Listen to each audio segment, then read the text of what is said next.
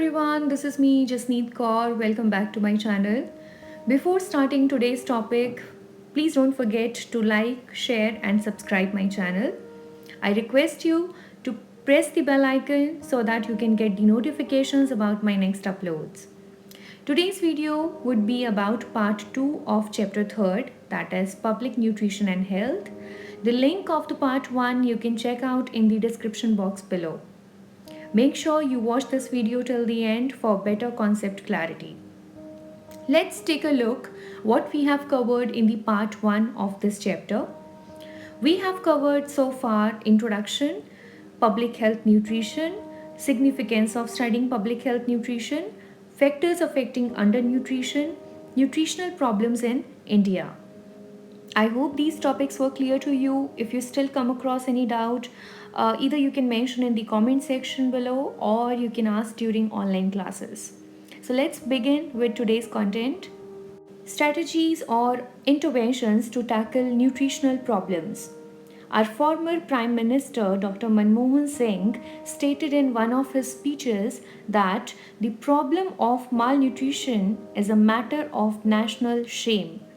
I appeal to the nation to resolve and work hard to eradicate malnutrition in 5 years. To solve nutritional problems, there is a need of adopting multidisciplinary approaches. As government is making efforts in this field, in 1993, Government of India adopted the National Nutrition Policy, which was framed by the Department of Women and Child Development. NNP supports the nutritional needs across all the sectors. The objective of this plan is to reduce the multiple problems of malnutrition and achieving optimal state of health for the people. It basically follows two strategies. First is direct short-term intervention and second is indirect long-term interventions. Let's begin with understanding what these strategies are all about. Direct short-term strategy includes ICDS, which is Integrated Child Development Services. It includes children from 0 to 6 years of age and all pregnant and lactating mothers. Second, fortification of essential foods. By now, students, you must be aware of the meaning of fortification, so you should not get confused. So, you can take the example of salt fortified with iodine. Otherwise, the milk example we have already covered. Moving on to next, production and popularization of low-cost nutritious foods from indigenous and locally available raw material by involving women in this activity. And next strategy in this is control of micronutrient deficiencies. So among vulnerable groups, mainly deficiencies of iron, vitamin A, folic acid, iodine among children, pregnant women, nursing mothers by supplementing these nutrients, distributing free tablets, etc.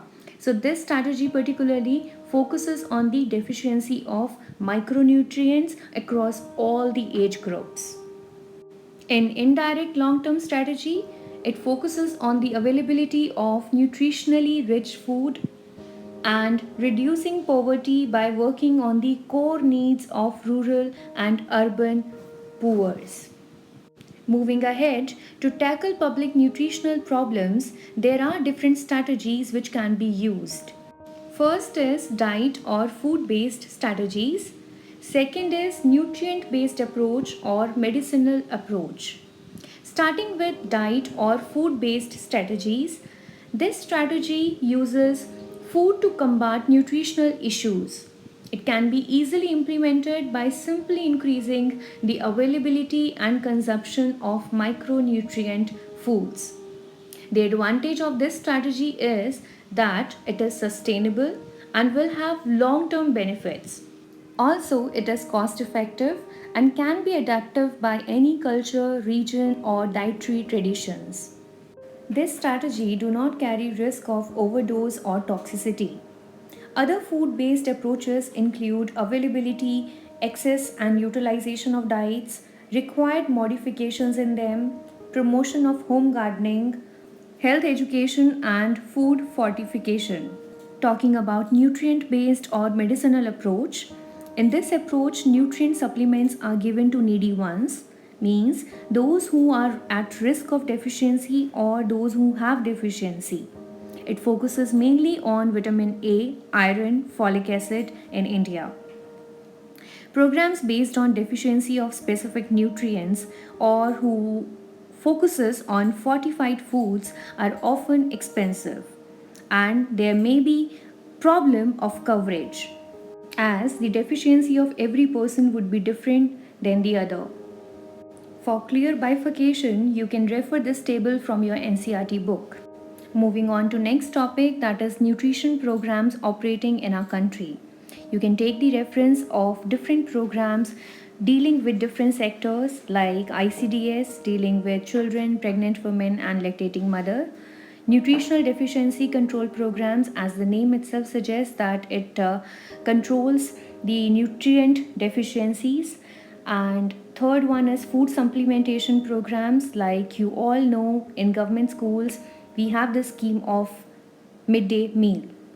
The next two programs are food security programs, self employment and wage employment schemes. Moving on to our next topic, that is Indian healthcare system. We all have studied this topic in our 11th class, where we have discussed that Indian healthcare system is divided into three levels: primary level, secondary level and tertiary level. At primary level, we talk about immediate clinic or regular consultation, which we take from our regular family doctor. The second one talks about community healthcare centers like government dispensaries or small scale hospitals. And next level is tertiary level. It is the highest level of healthcare. It deals with more complex health issues which cannot be dealt anywhere else.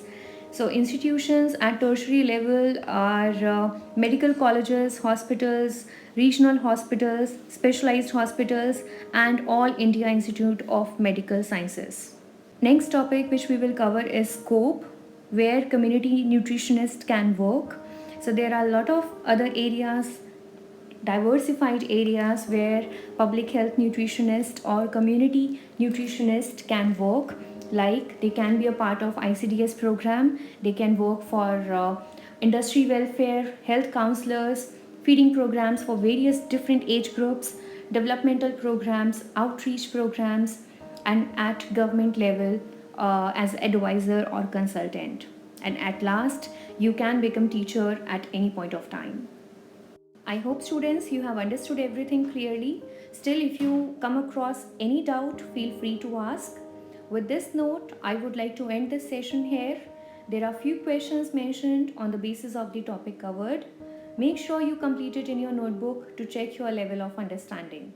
Don't forget to share your views about the video in the comment section below. I will see you with my next video. Till then, take care of yourself. Bye bye.